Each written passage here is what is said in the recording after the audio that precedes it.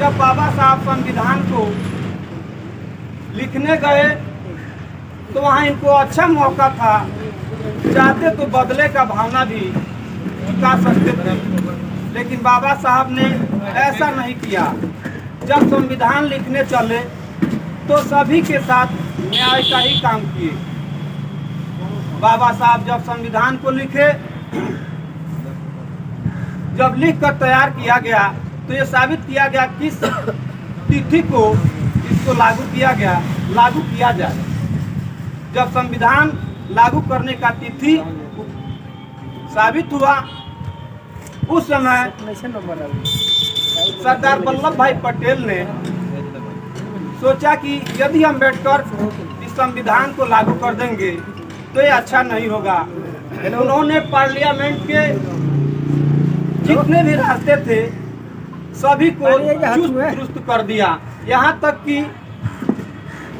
वहाँ के जो खिड़की भी थे वहाँ भी व्यवस्था इन्होंने टाइट कर दिया कि संविधान को लागू करने अम्बेडकर किसी तरह वहाँ नहीं पहुँच सके। लेकिन जब हमारे आदिवासी भाई मुसलमान लोग और साथियों को पता चला तो उन्होंने सोचा अम्बेडकर हम आपको छोड़ेंगे नहीं।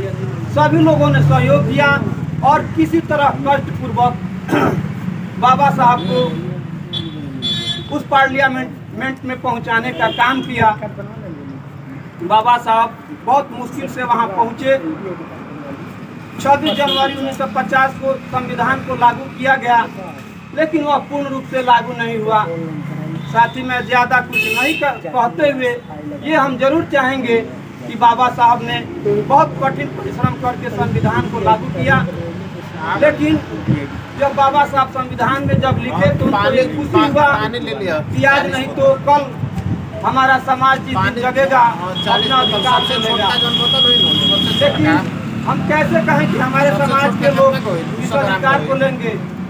हमारे ही समाज के लोग उन लोगों के ढाल बने हुए हैं। इसमें याद हमको आती है कि कांसीराम साहब ने कहा कि हम कमजोर हैं और लड़ाई धन्यवानों से है।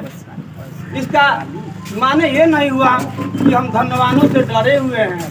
मजबूरी ये है कि हमारे ही समाज के लोगों ने जाकर उधर ढाल बने हुए हैं, जिससे आज तक हम सत्ता को हासिल नहीं कर सके।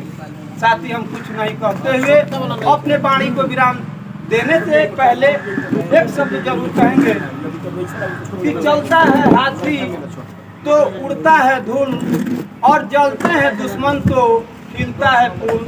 जय भीम, जय भारत।